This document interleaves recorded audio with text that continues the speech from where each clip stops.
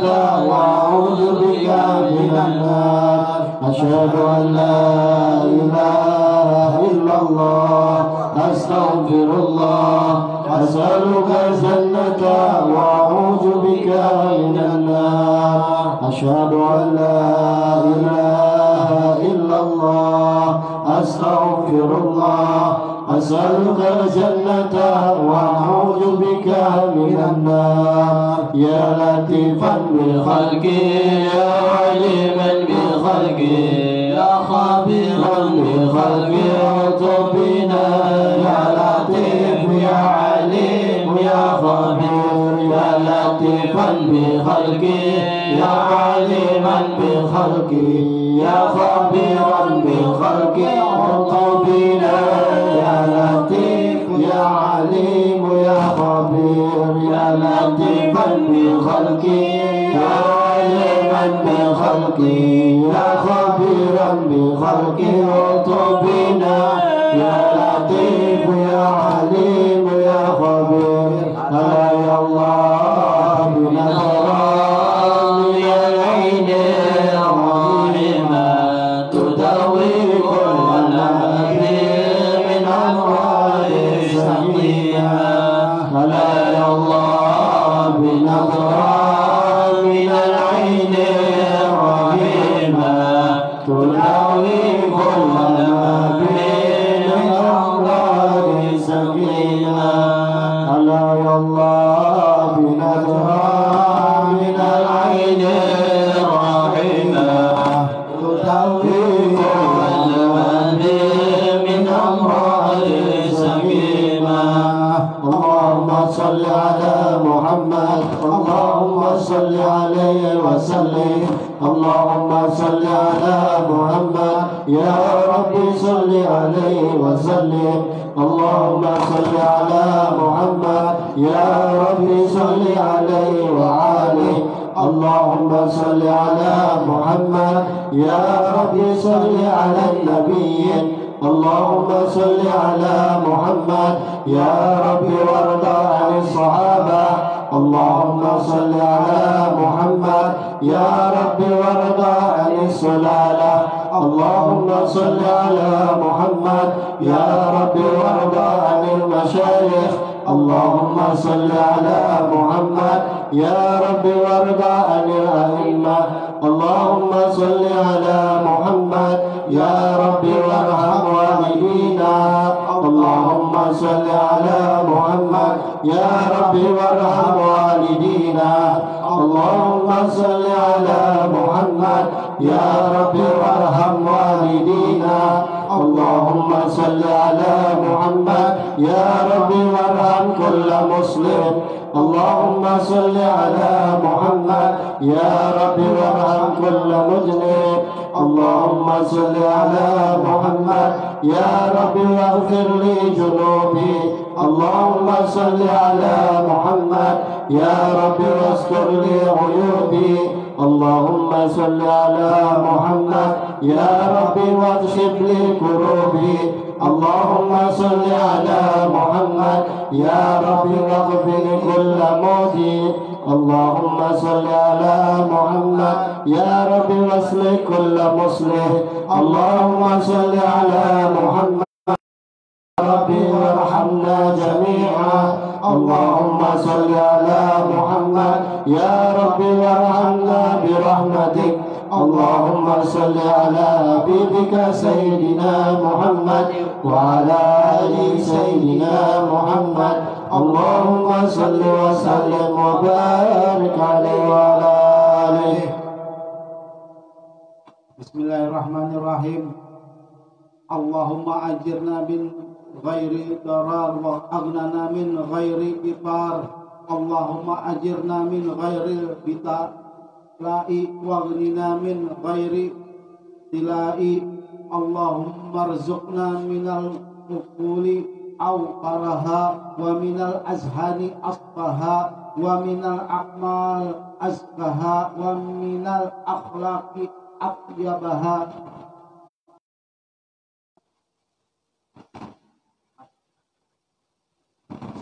Wa minal azka minal afiyati akmalaha wa minad dunya khairaha wa minal akhirati naimaha wa sallallahu ala sayyidina Muhammad wa ala alihi wa sahbihi wa sallam walhamdulillahi rabbil alamin.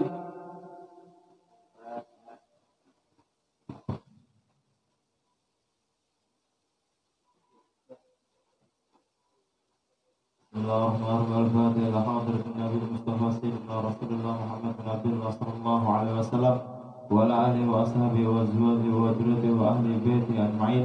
Thumma ila rasulina muhajirullah al-Imam Ahmad bin Isa wa Sayyidina al-Faqih al-Qudam al-Imam Muhammad bin Ali wa alawi wa asulihi wa aburihi wa hukuki alihi wa ajma'in. ثم إلى أروه إلى الغيور وسيدنا الإمام وسيدنا الإمام محمد بن علي مولى دويلة وسيدنا الإمام عبد الرحمن بن محمد السكر وعلوي ثم إلى أروه أولادهم الحبيب الإمام أبي بكر السكران وسيدنا الحبيب الإمام عمر المختار والحبيب الإمام عبد الله وأخوانهم وأولادهم وذريتهم ثم إلى روح الحبيب الإمام علي بن أبي بكر السكران ثم إلى أروع سيدنا الإمام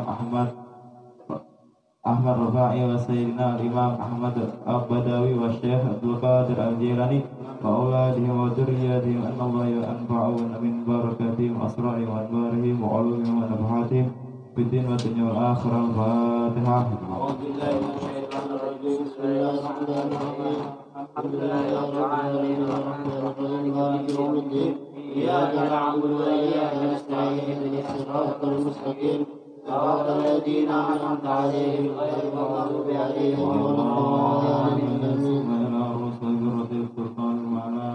والإمام أولياء وقوس الأخبار شمس سمود من فوز العارف بالله الحبيب الإمام عبد الله بن أبي بكر الإدروس الأخبار أن الله ينفعنا ببركاته وأسراره وأنواره وعلومه الدين والدنيا والآخرة. الفاتحة. أعوذ بالله من الشيطان الرجيم. بسم الله الرحمن الرحيم. الحمد لله رب العالمين الرحمن الرحيم مالك يوم الدين. إياك نعبد وإياك نستعين اهدنا الصراط المستقيم صراط الذين أنعمت عليهم غير المغضوب عليهم ولا الضالين. آمين. على أرواح أولادهم الحبيب الإمام القطب الأدني أبي بكر وإخوانه والحبيب أولي والحبيب الشيخ والحبيب حسن وجميع أرواح السلسلة مع ذكر الأشياء وسلاتنا علي بن علم ومحبهم وأن أينما كانوا أو رهم بمشارق الأرض إلى مغاربها أن الله ينفعنا من بركاتهم وأسرارهم وأنوارهم وعلم ونفعاتهم في الدين والدنيا والآخرة. الفاتحة. أعوذ بالله من الشيطان الرجيم. بسم الله الرحمن الرحيم. الحمد لله رب العالمين الرحمن الرحيم مالك يوم الدين. إياك نعبد وإياك نستعين اهدنا الصراط المستقيم صراط الذين أنعمت عليهم غير المغضوب عليهم ولا الضالين. شهر الله يا عيد روسي شهر الله محيي النفوس شهر الله سامسي سموسي المجد يا عيد روسي شهر الله يا عيد روسي شهر الله محيي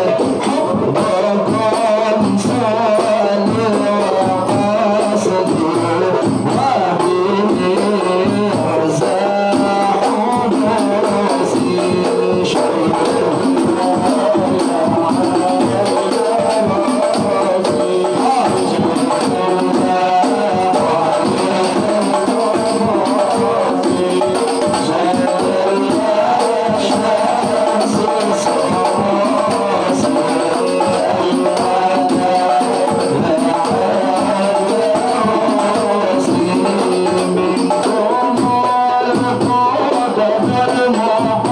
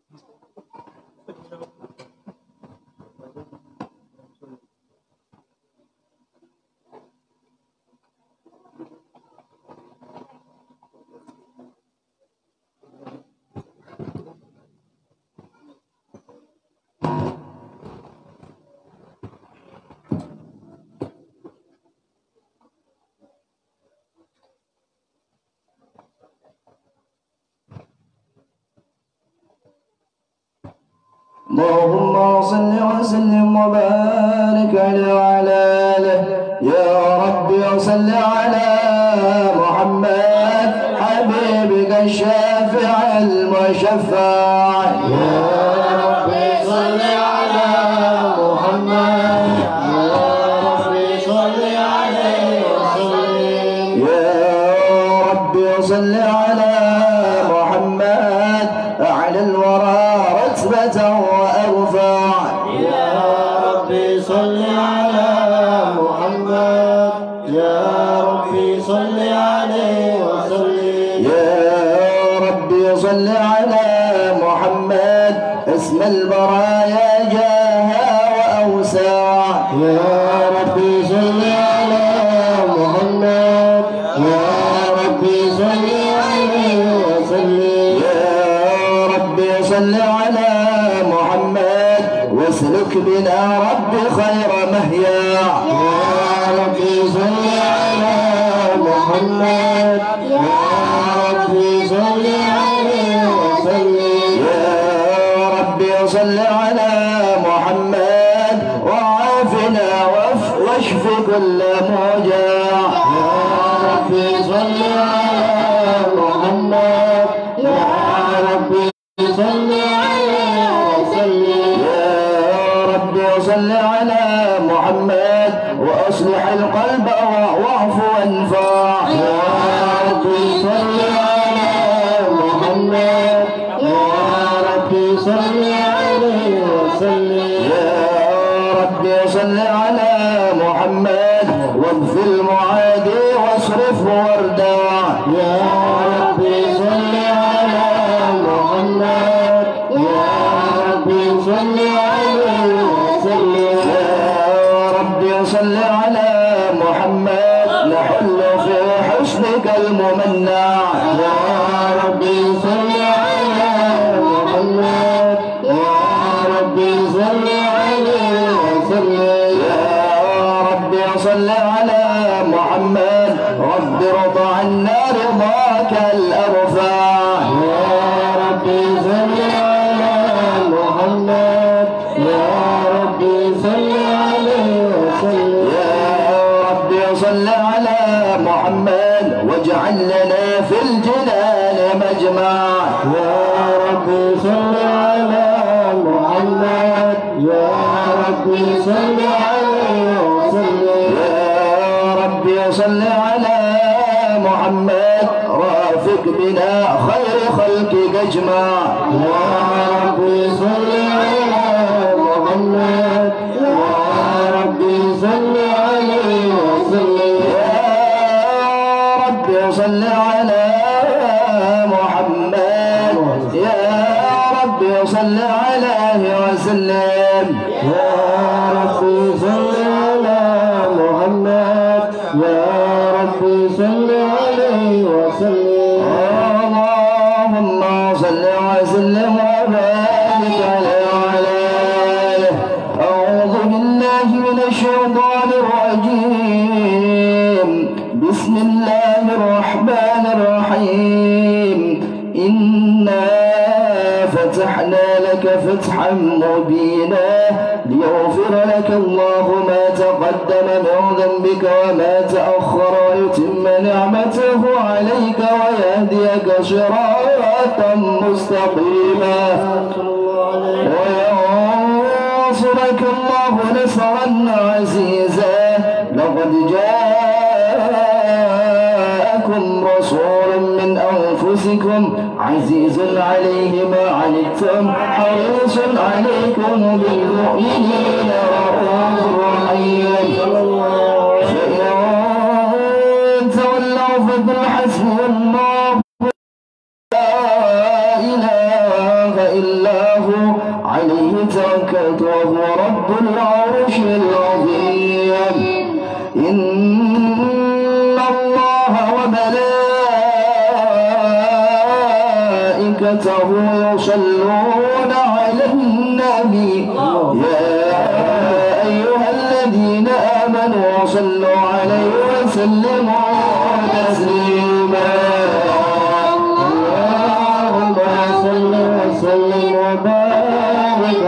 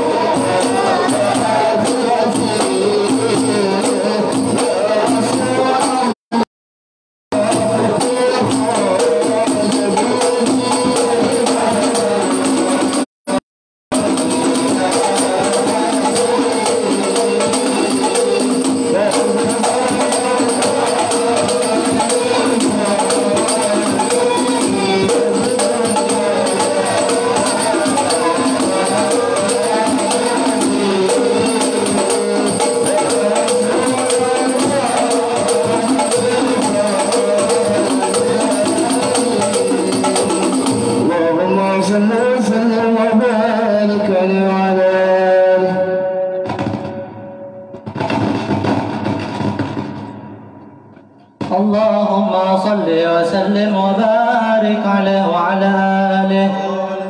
الحمد لله الذي هدانا بعبده المختار من دعانا إليه بالإذن وقد نادانا لبيك يا من دلنا وهدانا.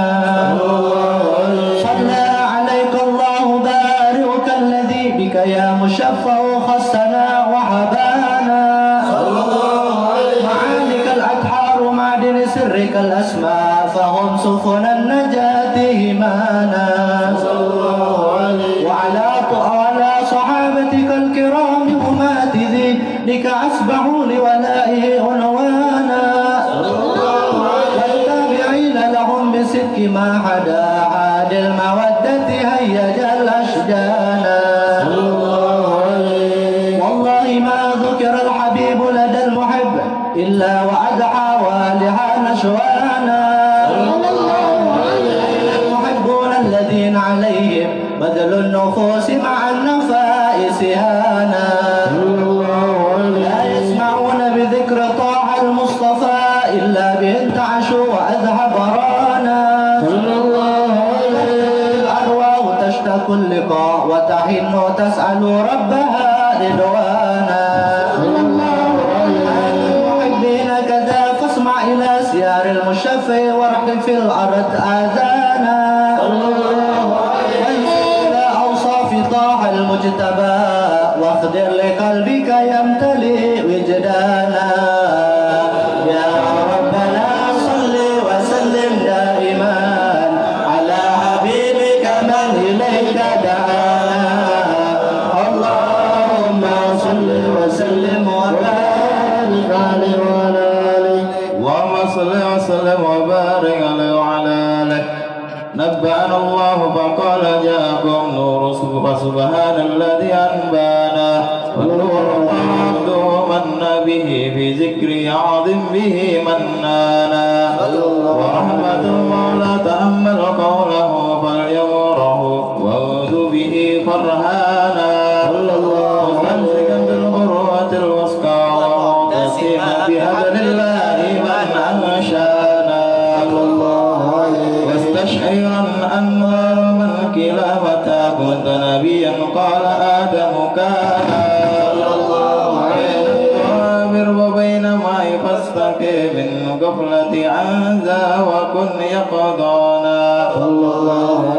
وعبر إلى أسرار ربي لم يزل ينقلني بين الخيار مصانا. لم تفترق من شوبتين إلا أنا في خيرها حتى بروزي أنا. فأنا خيار من خيار قد خرجت من نكاحي الإلهي صانا. وما اختاره وما براك مثله إنسانا. وبربه وبذكره والنصر والتوكيل رب العرش قد أوصانا. يا ربنا صل وسلم دائما على حبيبك من إليك دعانا. اللهم صل وسلم وبارك عليه وعلى آله. اللهم صل وسلم وبارك عليه وعلى آله. يا حبيب حبيب حبيب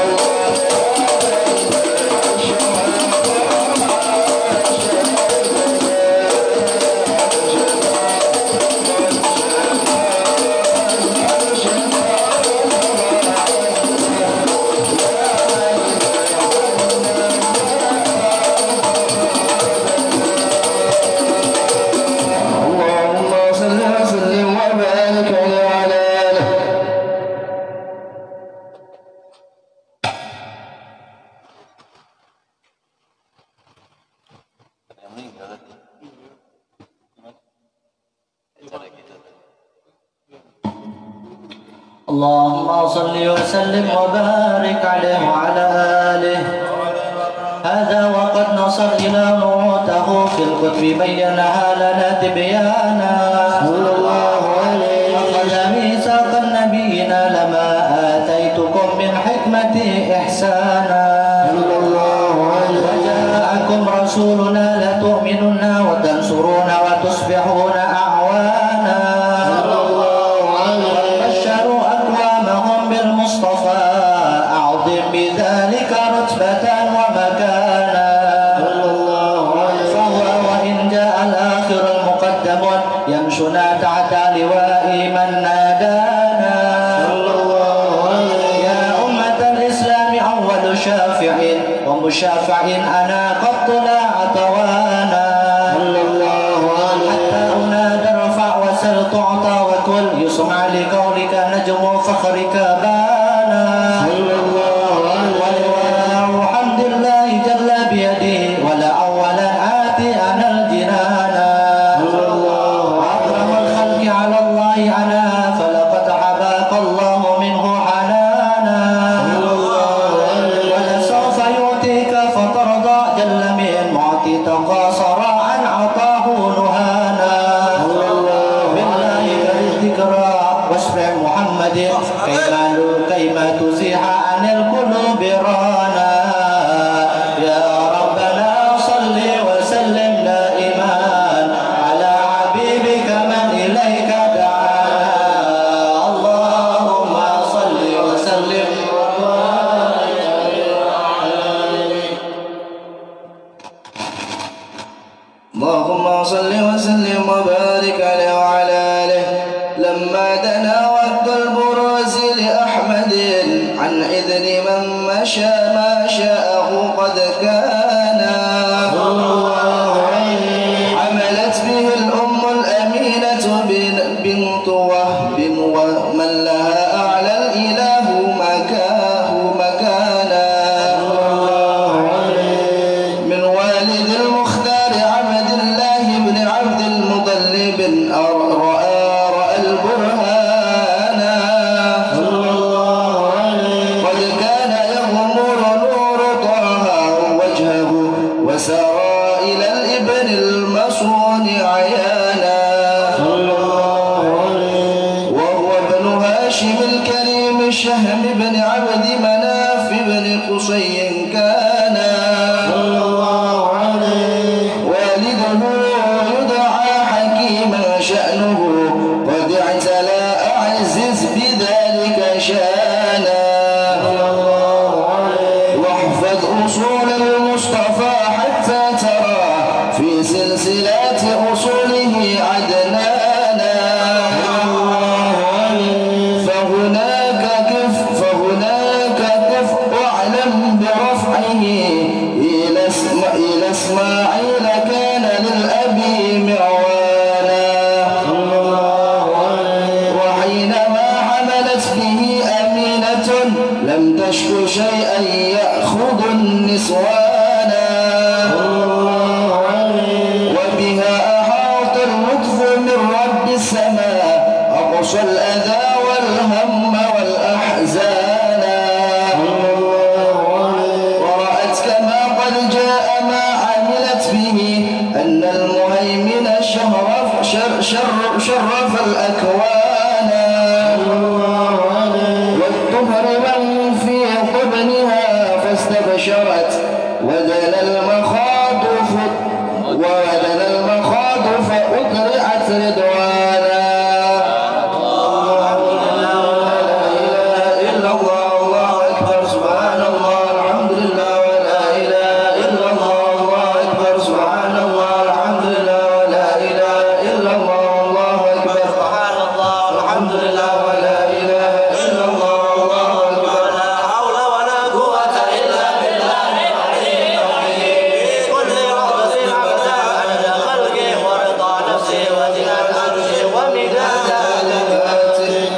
وتجلت الأنوار من كل الجهات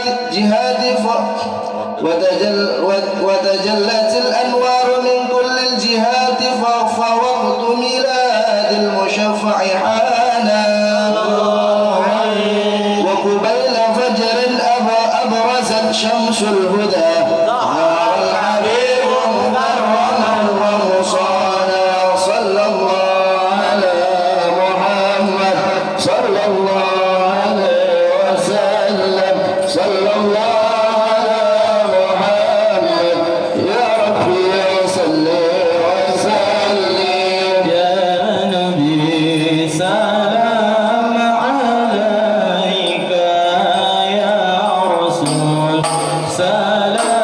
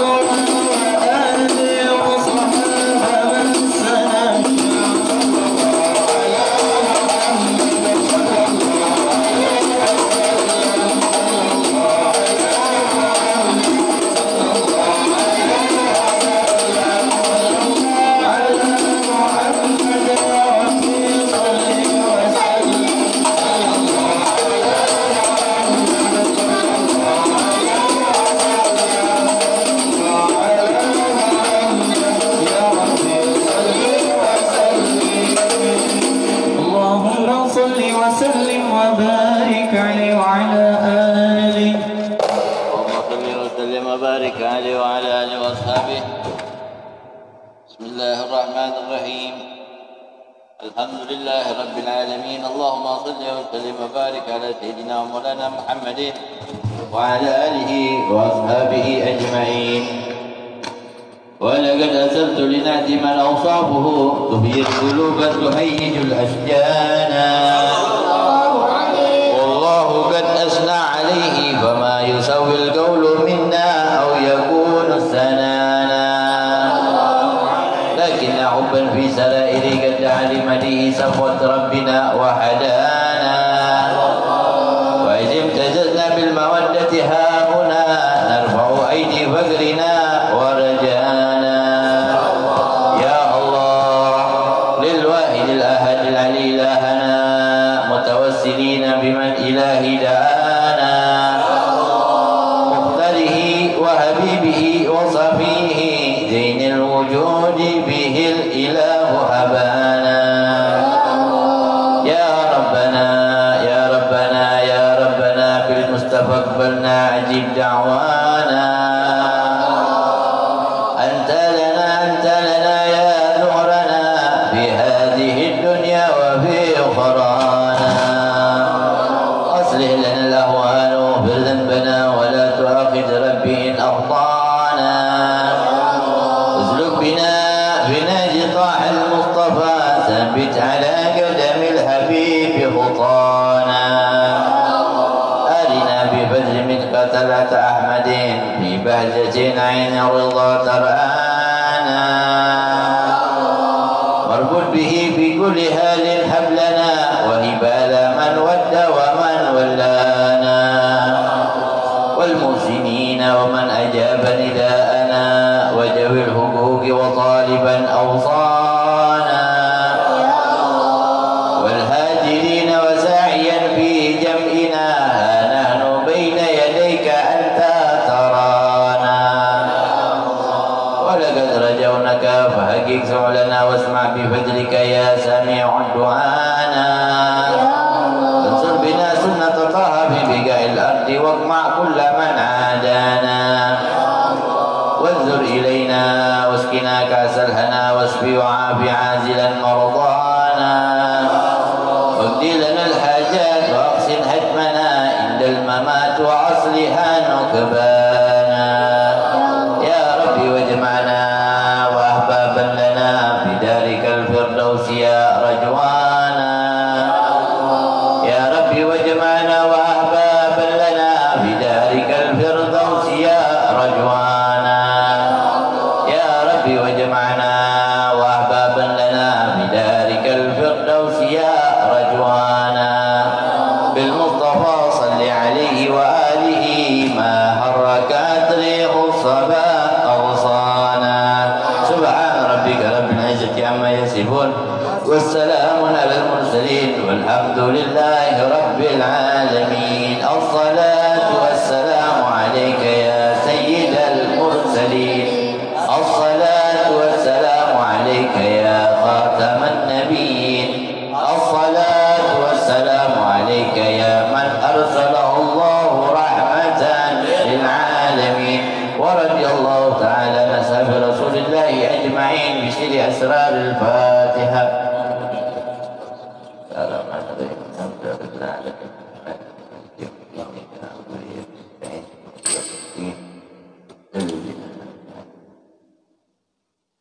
Bismillahirrahmanirrahim. Alhamdulillah wassalatu wassalamu ala sayyidina Rasulillah sayyidina wa maulana Muhammad ibn Abdullah wa ala alihi wa ashabihi wa man wala. Subhanaka la ilma lana illa ma 'allamtana innaka antal alimul hakim. Rabbi shrah li sadri wa yassir li amri wa hlul 'uqdatam min lisani yafqahu qawli. Rabbi zidna ilman warzuqna fahman wa atina hikman bi rahmatika ya akramal akramin wa ya arhamar rahimin. Amma ba'd. Auladi wa ahbabi rahimakumullah. Malam hari ini insyaallah kita tidak akan membahas pengajian seperti biasa. Kita kedatangan tamu, ada Bapak Jabril Musa, ya, juga Bapak Selamat Said Sanib. Beliau mengarang kitab tiap ini atau apa ini gitu, puisi, kumpulan puisi tentang pendidikan, politik, sosial, kemanusiaan. Kalau juga guru berkumpul lengkap di sini. Kita ingin mendengarkan dari beliau berdua ini, untuk yang mana zaman sekarang ini sejarah demi sejarah bangsa ini sudah terlupakan, hampir terlupakan, terutama di kalangan para pemuda. Sehingga kalau pemuda nggak tahu sejarah bangsanya bisa rusak. Ya. Akhirnya berbagai macam para perusak bangsa ingin merusak bangsa ini. Oleh karenanya penting sekali kita mengetahui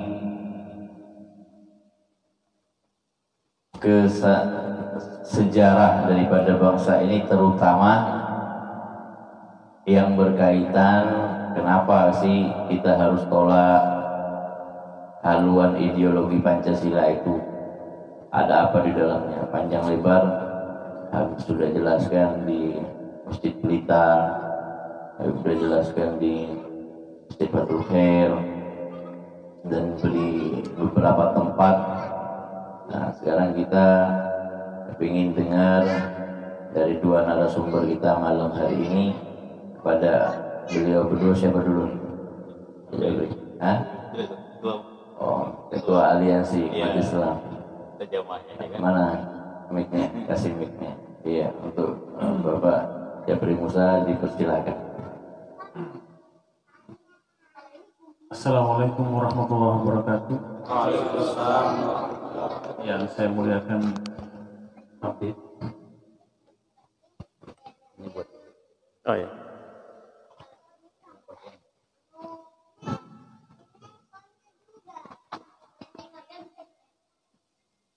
Ini kan?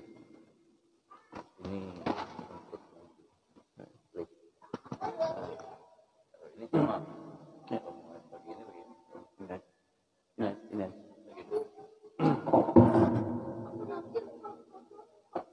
Alhamdulillahirabbil alamin. Wassalatu wassalamu ala asyrofil anbiya'i wal mursalin sayyidina wa maulana Muhammadin wa ala alihi wasallam ajma'in. Amma ba'd. Ahlul Bait dan jemaah yang saya hormati, hari ini memang ada acara yang intinya penolakan terhadap rancangan undang-undang haluan ideologi Pancasila. Hal itu memang penting karena di generasi muda kita, di era 2000-an ke sini, itu tidak pernah diberikan pembelajaran lagi tentang P4. Dulu ada namanya pendidikan moral Pancasila, di dalamnya membahas tentang termasuk gerakan-gerakan komunis masa lalu. Nah, sehingga ini menjadi penting untuk disampaikan kepada generasi muda bahwa komunis itu kita tidak mengenal hanya sebatas PKI, tetapi ada ideologi, ada keyakinan yang diemban oleh komunis. Itu yang kemudian menjadi ideologinya. Nah, karena itu ideologi itu terbukti dengan mendatangkan ancaman kepada bangsa ini, setidaknya yang kita kenal dalam sejarah itu dua kali. Ketika tahun 1948 itu terjadi pembantian umat Islam, dan itu atas perintah dari Cina, ya, negara Tiongkok memerintahkan kepada PKI di Indonesia itu, ketika dia bisa membunuh orang-orang Muslim ketika itu, maka dia diberikan ganjaran berupa upah sebesar ada yang 1.000, kalau dengan ustadz-ustadznya sampai 2.000, uang masa lalu, uang di zaman itu. Nah, ada percobaan untuk menguasai Indonesia, kemudian gagal, tapi dibuktikan dengan pembantian ulama dan santri di pondok-pondok santri yang kita kenal itu di pesantren Gontor. Nah itu tidak sampai di situ, kemudian tahun 65 juga diulang lagi dengan peristiwa yang kita kenal, dengan peristiwa gerakan 30 September atau disingkat dengan Gestapo. Dulu di zaman kami Gestapo itu ada film yang diputar setiap tahun, setiap tanggal 30 September itu diputar film itu untuk mengingat kembali kebiadaban yang terjadi pada umat Islam, khususnya ulama-ulama, para kiai, para habaib, para tokoh-tokoh Islam di tahun 65 itu. Ini sejarah singkat yang bisa kita coba ulas untuk mengingatkan kembali kepada anak-anak kita, kepada saudara-saudara kita yang masih muda-muda ini untuk menjadi bekal. Saya tadi di DPR Provinsi juga kita ada aksi, kemudian saya didaulat untuk sini. Saya kira mulai diskusi dengan Pak Ustadz, saya akan memberikan lebih dalam tentang pemahaman itu, karena terkait dengan Pancasila maka al-habaib kita Al-Ustadz Habib Rizik Sihat ini punya buku yang sangat dramatis dan mengupas tuntas tentang Pancasila itu, sehingga Pancasila kenapa kita jaga, kita bela, kita pertahankan sampai sekarang, karena itu hasil pemikiran dari tokoh-tokoh dan ulama-ulama kita. Nah karena itu nantinya akan disempurnakan oleh Al-Habaib untuk lebih mempertajamkan pemahaman kita semua. Terus saya juga akan belajar di forum yang mulia ini. Terima kasih. Assalamualaikum warahmatullahi wabarakatuh.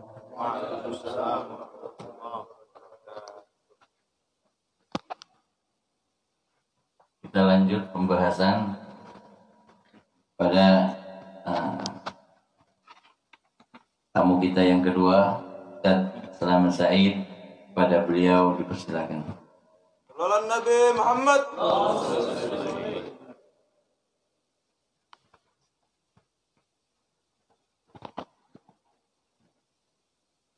Bismillahirrahmanirrahim. Assalamualaikum warahmatullahi wabarakatuh. Hamdan katsiran thayyiban mubarakan fi.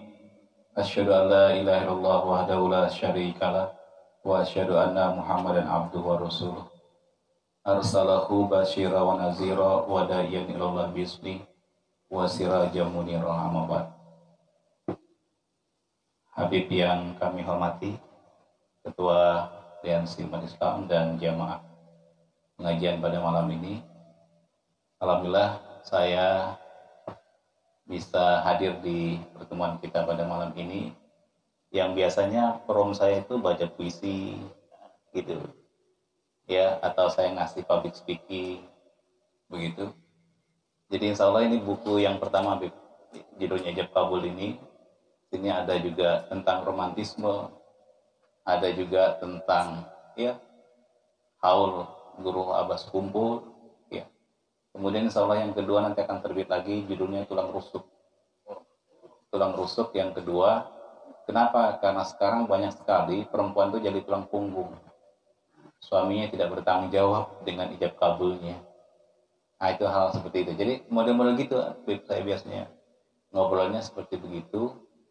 Kemudian sehari-hari saya sebagai driver dari taksi online Maxim. Nah di saat situlah saya dakwahnya dengan penumpang-penumpang saya. Satu contoh, ada seorang wanita yang menurut saya sudah cukup umur. Ini sebelum nanti kita bicara yang lebih lanjut. Dalam obrolan itu dia bilang bahwa dalam rangka untuk membangun rasa cintanya itu, mereka bersepakat apabila nanti punya anak, mereka menikah bersepakat tidak punya anak. Ketika ditanya kenapa begitu, dia bilang agar cinta kami itu tidak terbagi. Terus saya bilang, tahu tidak kalau orang yang meninggal tidak punya anak, itu dia akan ngantri dalam kubur. Jadi dia tidak akan dapatkan doa dari khususon liruhiha atau liruhnya begitu kan. Nah akhirnya dari perbincangan itu alhamdulillah berubah. Kalau begitu nanti saya akan cerita kembali, saya ngobrol ulang dengan calon suami saya supaya pentingnya punya anak itu. Begitu. Kemudian ada lagi penumpang saya itu, dia kerja di batu bara, dia bilang Pak Said, saya Said nama saya, Pak Said, kenapa ya dia bilang kita orang perempuan ini sudah memberikan segalanya, udah kita korbankan semua materi dan sebagainya, bahkan kalau dia kuliah kita kuliahkan, tapi giliran sudah sarjana dia tidak menikah dengan kami, dengan kita perempuan ini. Akhirnya dari obrolan itu, alhamdulillah di situ saya tulis judulnya adalah Takaran Cinta. Takaran Cinta, itu judulnya seperti itu. Nah, sedangkan cinta itu banyak definisi saudaraku. Kalau cinta kata petani itu tidak bisa dibendung. Cinta kata polisi tidak bisa ditangkap. Cinta diponis. Ya. Cinta menurut sastrawan itu adalah satu hati dua getaran, satu jantung dua debaran. Begitu kan? Nah, ya kan?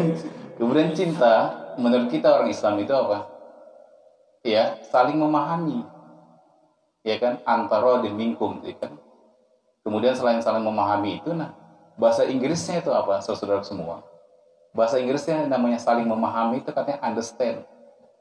Betul? Nah, kita tahu under itu artinya apa? Di bawah, stand itu artinya berdiri. Jadi kalau di bawah sudah berdiri, maka segera ijab kabul.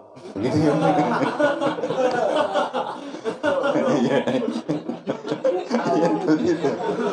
Ya. Ya. Oke, saudara semua, kita santai saja nih ya. Forumnya santai saja. Saya mau bawa satu syair. Kebetulan di lingkungan saya itu orang-orang Madura. Ya, di Madura itu. Syairnya begini. Abdulun Nabi Nabi Muhammad Abdulul Quran Alhamdulillah ya. Abdulul Laili Lailatul Jumat Abdulul Zikri La ilaha illallah. 4 begitu saja yang sering dibawa itu. Ya, dan luar biasa ya pembawaannya seperti itu. Nah, saudara-saudara sekalian, berkaitan dengan persoalan-persoalan kekinian pada bangsa kita, ya, pada bangsa kita ini, saya justru ingin berbicara tentang komunisme itu bermula dari apa yang disebut dengan filsafat zaman Yunani. Jadi filsafat itu ada yang disebut dengan filsafat Pelagios, itu dibagi dua. Ya, filsafat Pelagios dibagi. Yang pertama adalah filsafat yang melihat itu alam semesta. Dia lihat alam ini terdiri bintang, bulan, dan matahari. Siapa yang paling kuat? Yang paling kuat adalah matahari. Karena paling kuat matahari, maka seharusnya kehidupan ini ditata kelolanya secara liberal. Lahirlah paham liberal. Gitu. Paham liberal. Kemudian dalam perjalanan berikutnya, ya, yang paling menentukan dalam kehidupan kita ini apa? Panglimanya adalah hati. Karena panglimanya adalah hati, maka segala sesuatu perekonomian dan kehidupan ini harus terpusatkan di hati. Akhirnya lahirlah disebut dengan komunis. Begitu. Komunis melahirkan sosialis dalam tatarannya, kemudian liberalis dalam perjalanannya ada liberal, ya, ada liberal, nah seperti itu. Nah, dari perjalanan-perjalanan ini semua, saudara sekalian, lahirlah yang disebut dengan paham-paham isme-isme pada kehidupan kita. Ya, lahirlah isme-isme pada kehidupan kita yang notabene adalah bangsa kita dalam perjalanan sejarahnya seperti yang disampaikan oleh Bang Jupri tadi, tahun 1948, 1965, itu terjadi tragedi di Republik ini. Kenapa? Karena bagi mereka ancaman terbesar untuk menjalankan ideologi komunis itu adalah umat Islam. Umat Islamnya sebagai ancaman bagi mereka. Kenapa? Karena di dalam Islam itu ada yang disebut dengan idilu huwa robu di taqwa. Kalau sesuatu ekonomi dan sebagainya dikelola secara adil, dan itulah bagian daripada takwa. Nah, sementara komunis itu tidak. Jadi semua terpusatkan. Kekayaan, harta, dan semuanya terpusatkan oleh pemerintah, oleh negara. Seperti itu. Nah, kita tidak. Dan inilah menjadi ancaman-ancaman. Itulah sebabnya dulu kita kenal namanya Eka Prasetya Pancakarsa. Ya, 5 yang menjadi utuh itu. Yang pertama, ketuhanan yang Maha Esa, clear. Di situ ada perintah Allahu Somad. Allah tempat bergantung. Berarti apa? Berarti semua kehidupan kita itu kembalinya adalah kepada Tuhan. Itulah ketuhanan yang Maha Esa, yang itu saat itu sudah menjadi kompromi besar yang seharusnya 7 kata. Ya, yang untuk kepentingan umat Islam itu tetapi oleh ketua kita, tokoh-tokoh agama kita ketika itu merelakan untuk 7 kata, yaitu kewajiban untuk menjalankan syariat agamanya masing-masing itu dihilangkan. Padahal itu adalah sebuah perjuangan, dan kita mau lihat sekarang, saudara semua, bahwa mayoritas umat Islam ini menjadi saham di republik ini. Terbukti apa? Kalau kita mau mendata kuburan-kuburan, itu banyak pejuang-pejuang kaum muslimin, betul? Kalau kita mau berjuang, mau lihat semua itu, kuburan-kuburan, tokoh-tokoh habaib semua, itu muslim. Berarti apa? Umat ini memberikan kontribusi terbesar bagi republik ini. Ya, kontribusi besar bagi republik ini. Nah, dalam perjalanan itu, ya, PKI itu ada underballnya, banyak sekali underballnya.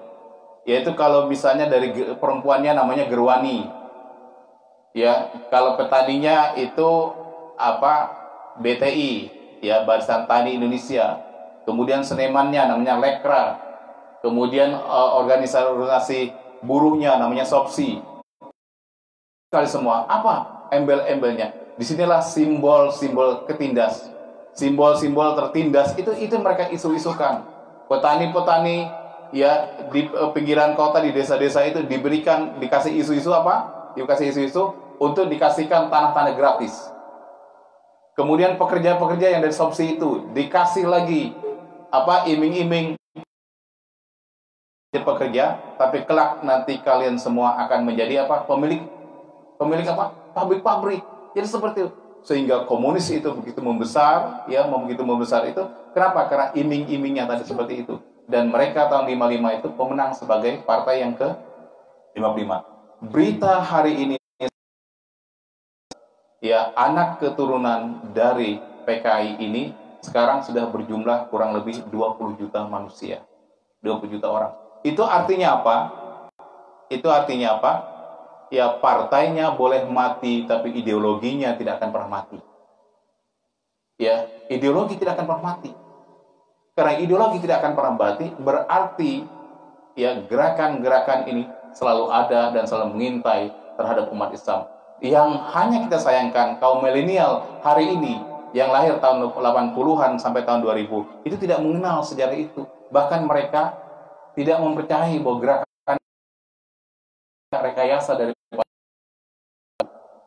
padahal itu nyata adanya tahun 48, ya, kemudian tahun 65, bahwa pembantaian itu terjadi begitu. Dan sekarang generasi muda Islam itu juga ikut salah kaprah.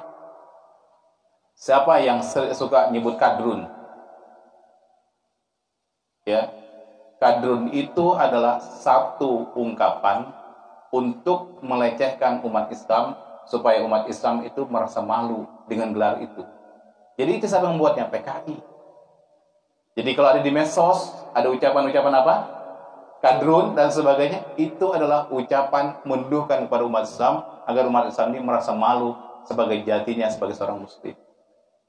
Nah, karena itu saudara-saudara sekalian, anak-anakku yang usianya lahir dari tahun 80 sampai 2000, ya, kita diingatkan pada satu sejarah, yaitu yauma natwis samaa katoisis sijli lil kutubi kama badana awal khalqin nu'id.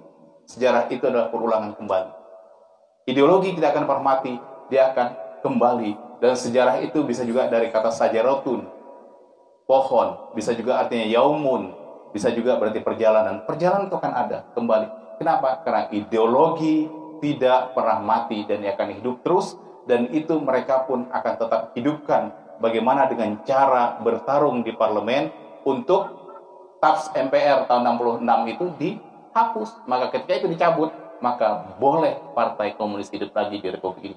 Dan itu artinya apa? Ancaman bagi kita semua. Padahal kita diingatkan, generasi muda ini harus tangguh dan kuat. A'udzubillahi minasyaitonirrajim. Bismillahirrahmanirrahim. Wal yahsal ladzina law taraku min khalfihim zurriyatan di'apan khafu alaihim. Hendaklah kalian semua takut kelak meninggalkan anak keturunan yang lemah, yang mereka tidak paham dengan sejarah. Padahal kita disuruh apa? Kul siru fil ardi Kul siru fil ard. Ya, pantasiru fil ard. Ya, kemudian lihatlah panzur kaifa kana akibatal mukadzibin. Dan lihatlah orang-orang di belakang-belakang ente-ente itu semua yang mendustakan tentang sejarah itu. Nah, inilah menjadi perhatian kita. Akhirnya, ya Habib, dari perjalanan sejarah-sejarah yang kita sampaikan bahwa hari ini anak pinak mereka itu ada 20 juta dan ideologi itu tidak akan pernah mati, sehingga itu akan selalu menjadi ancaman bagi kita semua. Lalu bagaimana kita mensikapi sebagai orang Islam melihat fenomena-fenomena kebangsaan seperti ini? Belum pertarungan ideologi antara komunis dan liberalis yang notabene ada punya kepentingan ekonomi kita sekarang dikuasai oleh komunis. Kenapa? Karena komunis sekarang mereka sudah jenuh, tempat mereka itu sudah tidak cukup lagi. Satu-satu pilihan adalah maka mereka datang ke Indonesia menguasai tanah di negeri kita ini, sehingga apa? Kita jadi penonton. Di sana mereka sudah tidak cukup karena mereka tidak ada program. Ya, akhirnya apa? Mereka dengan cara untuk menguasai di Indonesia ini. Dan kita jangan terpengaruh dengan penampilan mereka yang berpeci, berkupiah dan sebagainya, sebagaimana dulu zaman Belanda. Saudara-saudara sekalian, di Singapura itu sebelumnya ada Muslim, Melayu. Bagaimana Lee Kuan Yew itu dengan penampilan berkupiah, berpeci segala macam, dia datang kepada Muslim, akhirnya dipilih. Ketika dipilih, apa yang terjadi? Sekarang dikuasai oleh Cina di Singapura. Itulah kita bersyukur kemarin, ya, Anies itu bisa menang di DKI. Kenapa? Kalau tidak, maka dengan program, ya, membangun apartemen-apartemen di pinggir sungai itu nanti orang-orang akan datang lebih mudahnya. Ya, penyelundupan masuk, senjata masuk, orang-orang Cina masuk dengan mudahnya. Akhirnya apa? Mereka dipersenjatai dan kita siap-siap menjadi penonton. Karena itu mulai hari ini anak-anak kita latih mereka untuk berkuda, latih mereka untuk berenang, latih mereka untuk berpanah. Kenapa? Karena itu juga sunnah Rasulullah mengajarkan kepada kita. Siap-siap kita di akhir zaman itu akan terjadi namanya peperangan Ghazwul Ashkar. Ya. Nah, saat ini itu yang terjadi apa? Ghazwul Fikir, perang pemikiran, saudara-saudara semua. Karena itu perang pemikiran itu dimulai dari apa? Dari yang disebut dengan 5F. Yang pertama apa? Untuk mendangkalkan akidah umat Islam pada diri kita, itu ada gerakan-gerakan pendangkalan Islam. Yang pertama apa yang disebut dengan 4S. Yang pertama adalah sing, menyanyi. Ya, hari-hari ya di medsos, di televisi itu nyanyi apa? Menyebabkan kita semakin jauh dengan Tuhan.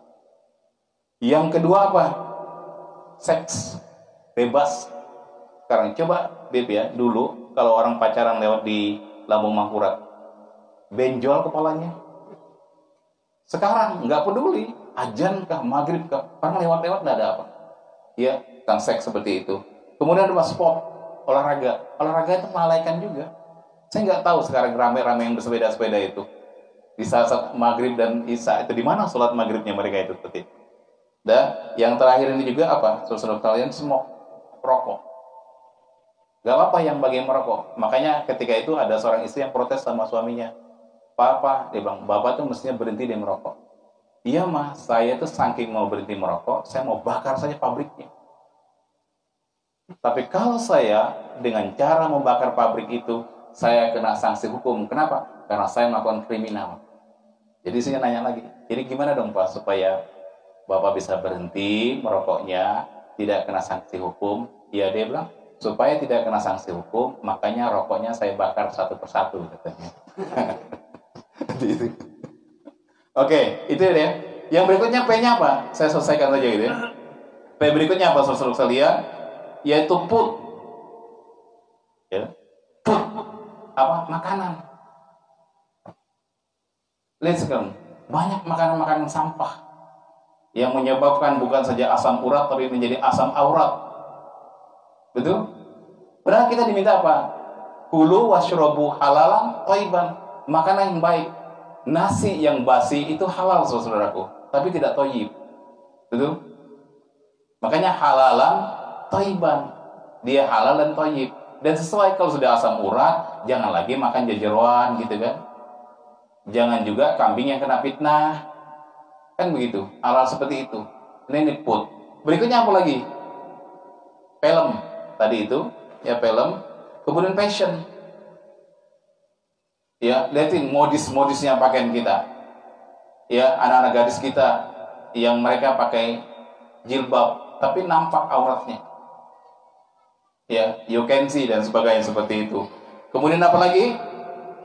Faith, yaitu paham-paham keagamaan. Banyak sekali sekarang. Ya, keyakinan-keyakinan yang di luar dari akidah Islam. Ya. Makanya dalam Al-Quran itu ada yang disebut dengan apa?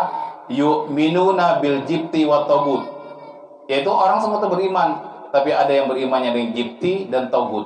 Togut itu adalah sembah-sembahan berhala-berhala. Kemudian yang terakhir apa? Yaitu freedom dan fun. Freedom itu kebebasan.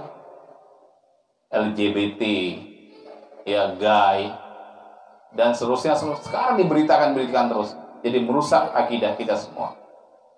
Ya, akhirnya dengan kondisi-kondisi seperti ini, ya dibombardir pemikiran-pemikiran umat Islam, dan salah satu cara untuk mengkaruhi, menghancurkan Islam itu dirusak dari pola pikirnya. Ya, dirusak dari pola pikirnya. Kemudian dari pola pikir itulah akan membentuk perilaku umat kita. Dan alhamdulillah kita masih bisa bermajelis seperti ini. Inilah salah satu penangkal kita. Dan percayalah, yakinlah bahwa yang namanya komunis itu ada. Hingga saat ini mereka sudah 20 juta orang. Dan ideologi itu tidak akan pernah mati. Lalu bagaimana sikap kita tadi? Sikap kita adalah mari kita terus beraktivitas. 3 hal menurut saya, yaitu apa? Aktivitas sosial yang kita tinggalkan. Ya, yang kedua adalah aktivitas finansial, terus mencari rahmat Allah, rezeki Allah. Kemudian yang terakhir adalah aktivitas spiritual. Aktivitas spiritual kita miliki dengan keimanan kita yang kuat. Kemudian kita juga punya aktivitas sosial yang baik, dan juga kita punya pekerjaan dengan aktivitas finansial. Insya Allah kita menjadi manusia yang hablum minallah wa hablum minan nas. Seperti itu yang bisa saya sampaikan, Bib. Mohon maaf bila ada kekurangan, mohon disempurnakan. Dan mudah-mudahan nanti terakhir saya bisa baca puisi tentang pemuda, ya, namanya pemuda, ya, ada puisi tentang pemuda itu. Ya, sebelum saya akhiri, saya mau bernyanyi lagi, ya. Allahumma sholli ala sayyidina Muhammadin tibil qulubi wa dawaiha wa atiyati abdani wa shifaiha wa nuril absari wa diyaiha wa ala alihi wa sahbihi wa sallim. Nasrun minallah, billahi taufiq wal hidayah. Wassalamualaikum warahmatullahi wabarakatuh. Pintar bandingnya, hafal yang halus tuh. Alhamdulillah, kita sudah dengarkan wejangan demi wejangan, paparan demi paparan dari 2 tamu kita. Insyaallah sedikit Habib mau menambahkan kenapa Indonesia ini mudah digoyah. Permasalahan yang pertama, dangkalnya kita di dalam sejarah dan malasnya kita membaca buku-buku sejarah, sehingga kita tidak memahami pergerakan demi pergerakan musuh yang akan menghancurkan negara kita. Itu permasalahan yang pertama. Sehingga ketika kita berbicara tentang satu ideologi, maka kita akan meninggalkan ideologi yang lainnya.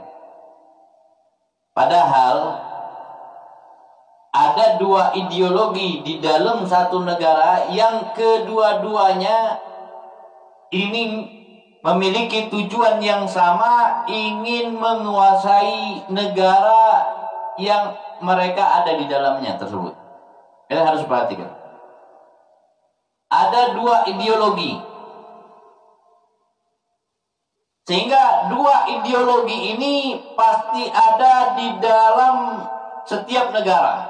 Cuma dilihat mana ideologinya yang mampu diterima oleh negara tersebut, mana ideologinya yang ditolak secara terang-terangan oleh negara tersebut. Akan tetapi kedua-dua ideologi ini adalah ideologi yang bertentangan sangat keras dengan Islam. Dan Islam. Apa dua ideologi itu? Yang pertama komunisme, yang kedua nasionalisme. Dua ini. Yang pertama komunisme, yang kedua nasionalisme.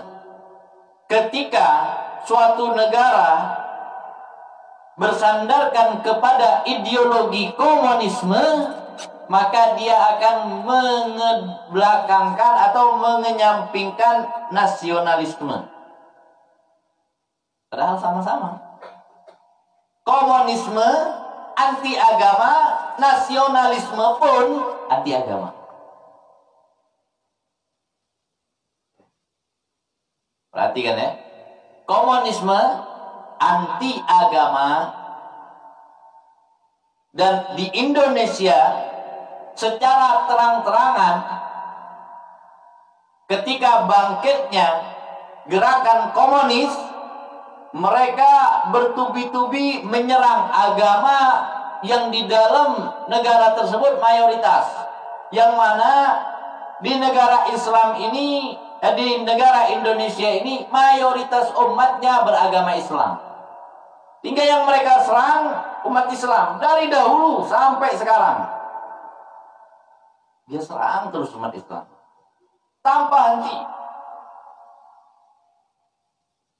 Kalah dengan melakukan persenjataan, sebagaimana tadi yang dijelaskan oleh Bapak Japri Musa. Tidak mampu mereka melakukan penyerangan menggunakan senjata untuk menghancurkan umat Islam, maka mereka membuat satu organisasi masuk di dalam bidang keorganisasian. Di dalam bidang keorganisasian itu pun mereka tetap kalah dengan masyarakat Indonesia yang bijak dan paham dan gerah melihat tingkah laku mereka. Ya. Yang mereka juluki dengan Partai Komunis Indonesia, dikenal dengan PKI. Sebelumnya ada yang namanya Nasakom.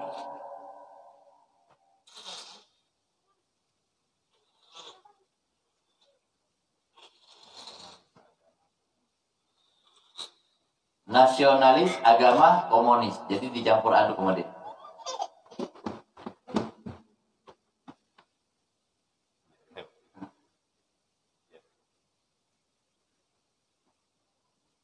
Ini sama-sama. Otaknya siapa? Nasionalis. Sehingga orang-orang nasionalis dari dulu tidak pernah menginginkan Indonesia, tidak pernah sama sekali menginginkan Indonesia berlandaskan atau menjadi agama Islam. Itu nggak pernah. Dari awal pembentukan BPUPKI yang dibentuk pada tanggal 29 Mei sampai 1 Juni 1949, yang mana ada hal-hal yang di dalam persidangan itu sebenarnya masih belum boleh dibicarakan, ya. Akan tetapi hal-hal yang demikian ini dikeluarkan untuk memancing perdebatan, untuk mengerumkan suasana, dipancing. Oh, saat itu mau cari dasarnya Indonesia ini berdasarkan apa enaknya? Kalau kita merdeka, merdekanya kita ini negaranya negara nasional atau negara Islam? Ya. Ini maunya negaranya kita ini negara yang seperti apa? Maka orang-orang yang menganut atau berpegang kepada pemahaman ideologi nasionalisme gak akan pernah mau Indonesia ini menjadi negara Islam. Gak bakalan mau.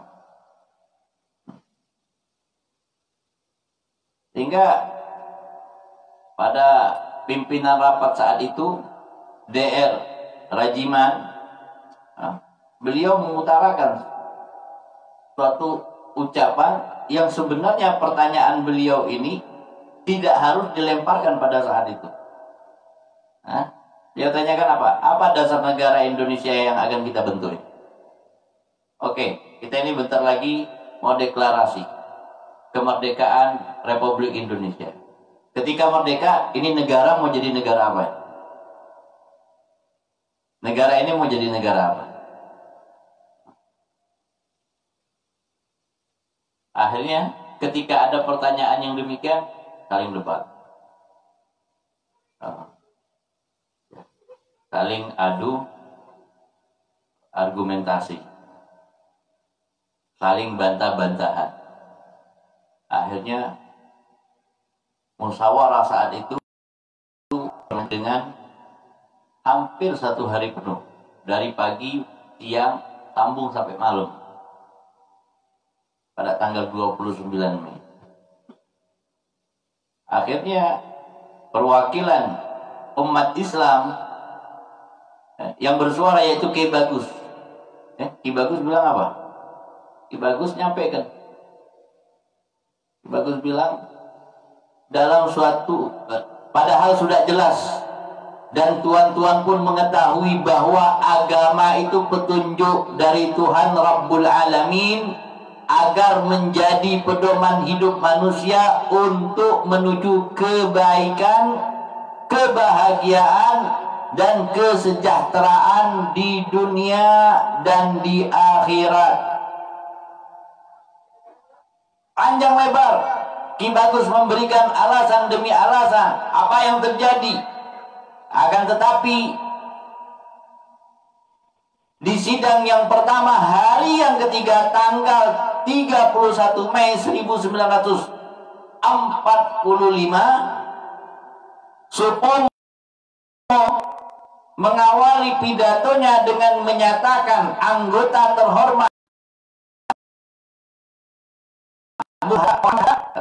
sudah menjelaskan secara cukup terinci bahwa dalam suatu negara kesatuan Indonesia, masalah kenegaraan harus dipisahkan dari masalah agama. Ini udah jadi zaman dulu. Hal-hal yang di zaman dulu mau dibangkitkan lagi sekarang ya. Maka kita tolak. Kenapa? Karena kita menghargai perjuangannya ulama. Itu jangan ngaku ulama kalau nggak menghargai perjuangannya ulama. Zaman sekarang banyak ngaku ulama, tapi nggak tahu sejarah ulama, nggak tahu perjuangannya ulama, sehingga nggak tahu bagaimana jasa ulama untuk memerdekakan umat Islam. Ulama di zaman dahulu bukan hanya membuka pesantren, bukan hanya membuka pengajian, bukan hanya membuka madrasah, tetapi mereka juga mendidik santri-santrinya untuk cinta kepada negara, berjuang membela bangsa dan negara Indonesia. Itu ulama zaman dahulu. Kalau ulama zaman sekarang enggak, berjuang takut-takut, takut diancam, takut dikriminalisasi. Ini ulama penakut namanya. Karena sudah menjadi fitrahnya ulama, itu dikriminalisasi, itu fitrah namanya, fitrah, saudara. Diancam itu fitrah. Ulama ini warasatul anbiya, contohnya Nabi. Pertanyaan anak, perjuangan Nabi lurus, mulus, apa ada hambatan? Banyak hambatan. Dicaci apa enggak? Ingin dibunuh apa enggak? Dikejar-kejar apa enggak?